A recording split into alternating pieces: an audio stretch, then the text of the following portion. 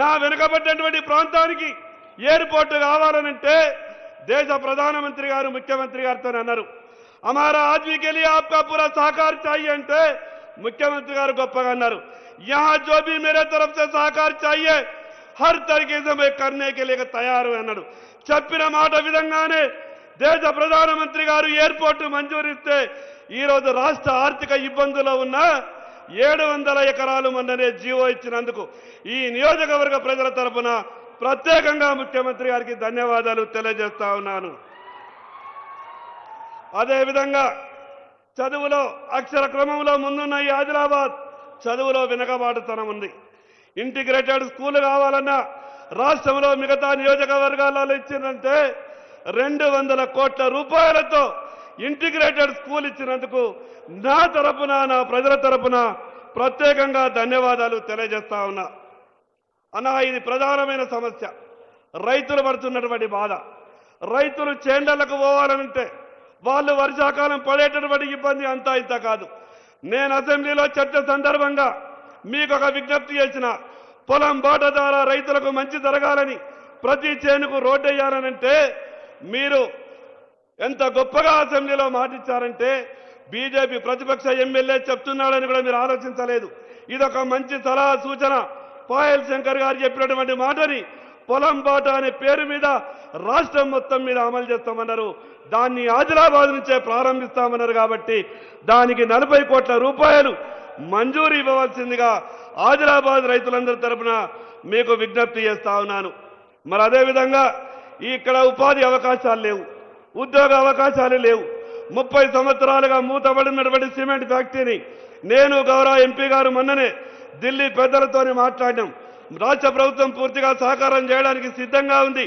ఆ యొక్క ఫ్యాక్టరీని రాష్ట్ర ప్రభుత్వానికి అప్పగిస్తే పీపీపీ మోడ్లో మేము అక్కడ ప్రారంభిస్తామనంటే ఢిల్లీలోని కూడా పెద్దలు కూడా పాజిటివ్గా మాట్లాడారు। కాబట్టి ఆ యొక్క సీసీఐని పునఃప్రారంభించే విధంగా మీ సహకారం కావాలని ఈ సందర్భంగా మీకు విజ్ఞప్తి చేస్తా ఉన్నాను। ఇక మొన్న 10 ఏళ్ళు ఈ రాష్ట్రాన్ని పాలించినటువంటి కొందరు ఏం చేస్తున్నాడు ఈ రాష్ట్ర ముఖ్యమంత్రి? ఆదిలాబాద్ ఎమ్మెల్యే పదే పోయి కలుస్తాడు, ఈ రాష్ట్ర ముఖ్యమంత్రి గారికి ఈ ఎమ్మెల్యేకి ఏమన్నా లారుచి ఉన్నదని అన్నాడు। నేను 10 ఏళ్ళు ఈ రాష్ట్రాన్ని పాలించినటువంటి సన్నాసులకు చెప్పదలుచుకున్నా, ఈ ఆదిలాబాద్ నియోజకవర్గ ప్రజల అవసరాల కొరకు పోతున్నా, ఈ ఆదిలాబాద్కు గొప్ప మనసుతో సహాయం చేయాలనే ఆలోచన ఉన్నటువంటి రాష్ట్ర ముఖ్యమంత్రి గారికి కలవడానికి వెళ్తున్నా। ఈ రాష్ట్రాన్ని 10 ఏళ్ళు పాలించిన టీఆర్ఎస్ పార్టీ ఢిల్లీ నుండి ఇక్కడ ఎయిర్పోర్టు మంజూరు చేస్తామని ఆనాటి రక్షణ శాఖ మంత్రి నిర్మలా సీతారామన్ గారు 4 ఉత్తరాలు రాసినా ఈ కేసీఆర్ స్పందించలేదు। ఈరోజు గొప్ప మనసుతో ఆదిలాబాద్కు ఎయిర్పోర్టు ఒక మాట చెప్పగానే ముందుకొచ్చినటువంటి ముఖ్యమంత్రి గారికి గౌరవప్రదంగా అనేక సందర్భాల్లో కలిసే ప్రయత్నం చేస్తా ఉన్నాను। శాతగానటువంటి ఆ సన్నాసులు మాట్లాడేటటువంటి మాటలకు ఈరోజు గౌరవ ముఖ్యమంత్రి గారు దేశ ప్రధానమంత్రి గారి దగ్గరికి ఏ రకంగానైతే తెలంగాణ రాష్ట్ర అవసరాల కొరకు వెళ్తున్నాడో నేను కూడా నా నియోజకవర్గ ప్రజల అవసరాల కొరకు వెళ్తున్నా। అన్నా మీకు ఒక్క మాట చెప్పదలుచుకున్నా, సరిగ్గా 13 ఏళ్ల క్రితం ఆదిలాబాద్లో పాయల్ శంకర్ని ఎమ్మెల్యేగా గెలిపించండి మీరు ఆ రోజు నా కొరకు మాట్లాడినటువంటి మాటని ఈరోజు నేను గెలిచినన్నా నా ఆదిలాబాద్ నియోజకవర్గ ప్రజలను అభివృద్ధి చేసి గెలిపించాల్సిందిగా మీకు సవినయంగా మనవి చేస్తా ఉన్నాను।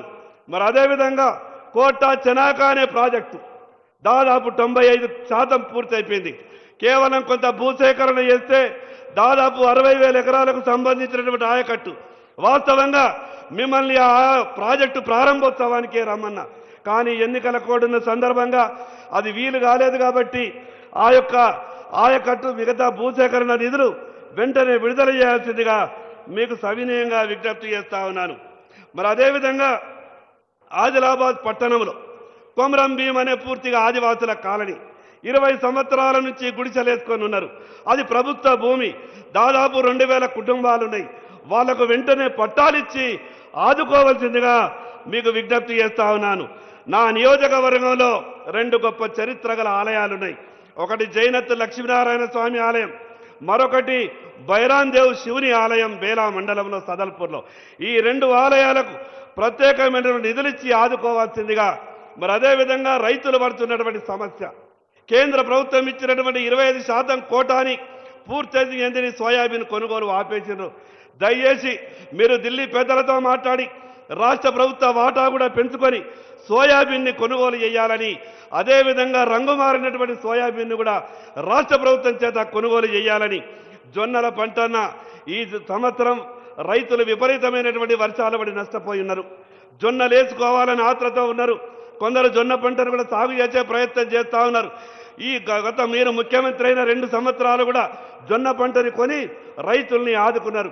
ఈ సంవత్సరం కూడా జొన్న పంటలు కొనుగోలు చేస్తామని మీ ద్వారా రైతులకు శుభవార్త ఇవ్వాల్సిందిగా సవినయంగా మీకు విజ్ఞప్తి చేస్తా ఉన్నాను.